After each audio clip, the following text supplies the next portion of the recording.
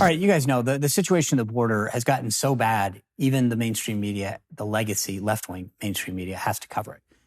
It's not just the people coming in, though. That would be bad enough in terms of law and order.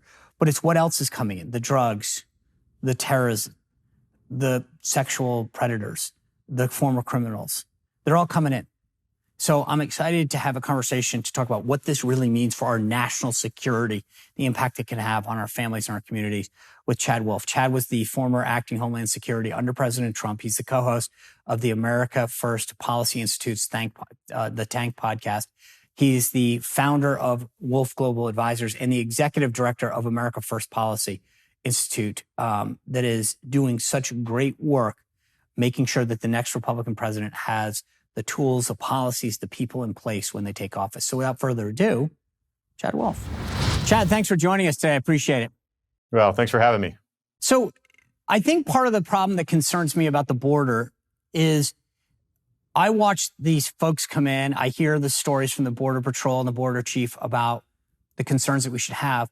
But I then look at stuff like what CBS News is putting out, and they're calling people entering the country illegally, quote, coming in without authorization. And I think part of the problem is that, do you think that we are doing a disservice to the nation in how we're presenting the threat that we face at our southern border? Yeah, I think that's right. Look, it's an attempt by this administration to somehow downplay what's going on along that border, right?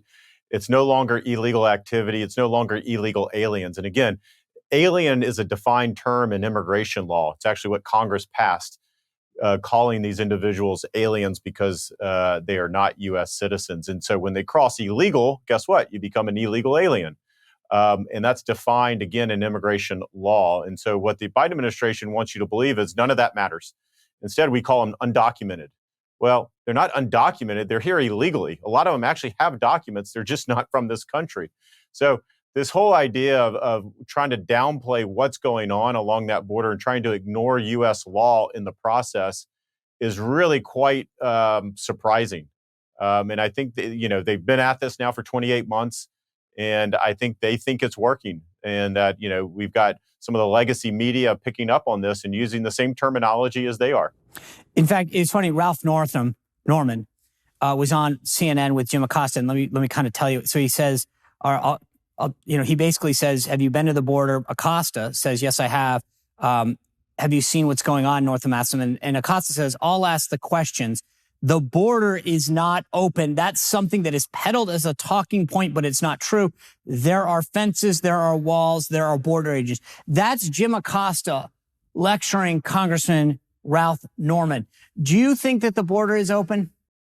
Well, obviously the answer to that is yes. And Jim Acosta has the same talking points that Secretary Mayorkas has over at the Department of Homeland Security. And it doesn't really matter. I mean, his response to that is juvenile. Have you been to the border? Of course I have. Have you seen what's going on? The rapes, it's open. I mean, nobody can deny that. The border is, and it's a crisis. Where? I'll ask the question, sir. And the border is not open. That is something that is peddled as a talking point, but it's not true. There are fences, there are walls, there are Border Patrol agents who work on the border.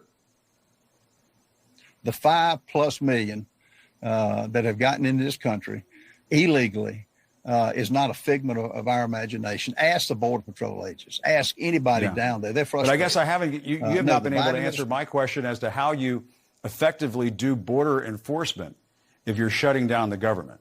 I guess we're not going to get an answer to that question.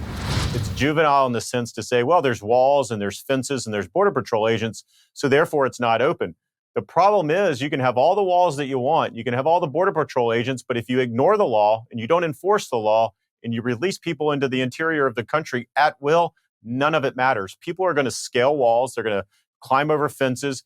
Border Patrol is going to encounter thousands of folks as they are doing today. But this idea that you're just going to release them negates all of that enforcement activity that you have along that border, which is exactly has been the case for the last 28 months. So I kind of laugh, hearing Jim Acosta say that or hearing anyone on the left say that, because what that tells me is they don't understand the border. They've never been. or they've maybe been once, and so therefore they're a border expert.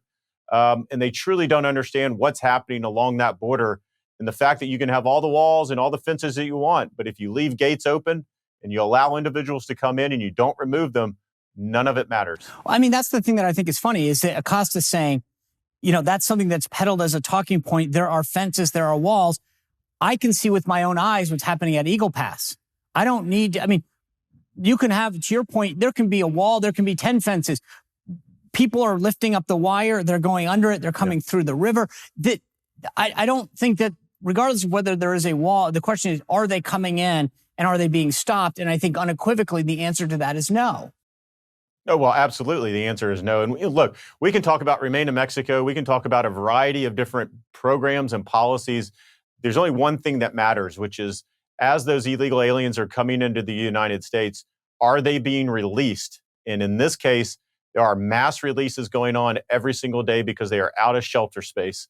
And so what those individuals are doing is they get to where they want to go, whether it's New York City or Chicago or wherever else, they're calling back home and say, hey, I made it across the border, I was released in under 24 hours, you too can come. And that's why we continue to see these record numbers. And so again, it doesn't matter what kind of infrastructure, the concertina wire doesn't have, if you don't actually enforce the law, which the federal government is not doing, they are choosing to look the other way. This is what happens. And then on top of all of this, to designate Venezuelans and give them temporary protective status, TPS, which is a term of art in immigration law, you've basically said about 500,000 Venezuelans now get to reside here in the country. They get a work permit. They can't be deported. You're sending a signal to every other Venezuelan in the world, get here to the United States because you too will get this same status at some point under the Biden administration. A lot of Republicans make fun of and point out that President Biden has never been to the border. As someone who led this effort, how important is it that he actually see it? Well, it's critically important, but it's not just seeing it, Right. although that's a start. It's actually talking to Border Patrol agents and experts down there, listening to them, asking them hard questions, trying to understand what are the problems facing them, because these are not shy individuals. They will tell you exactly what is going on down there, and they will tell you exactly what they need. And I think that's why he hasn't visited. He would not get a warm reception, but B, he would hear a variety of things that he doesn't want to hear because they have no solutions. Right. When the Border Patrol agents say, I need more physical infrastructure so that I can redeploy my assets better, he's going to have to look at him and say, well, I stopped all that. I'm not doing that any longer. That was a political promise I made during the campaign. So it doesn't matter if it's effective for you or not. I'm not doing it. Like these are the conversations that he would have to have, which is, I know exactly why he's not going. Yeah, it's funny because I think part of it is seeing it. Once you realize that you can't use the Jim Acosta talking point, that you watch these people come over. And it's funny because I know you're probably familiar with this book. It's Moving Forward. It's Corinne Jean-Pierre's book.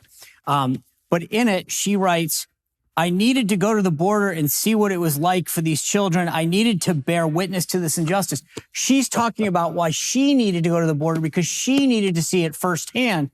And yet the president of the United States, I think, to your point, won't go there because once you see it, you can't unsee it. You can't say, I didn't recognize the reality of what's happening at the border. Well, I'm not familiar with their book, so thanks for bringing that up. I'm not sure the context or the time frame. I'm liking this down. Chad Wolf, Christmas, Moving Forward by Corinne Jean-Pierre.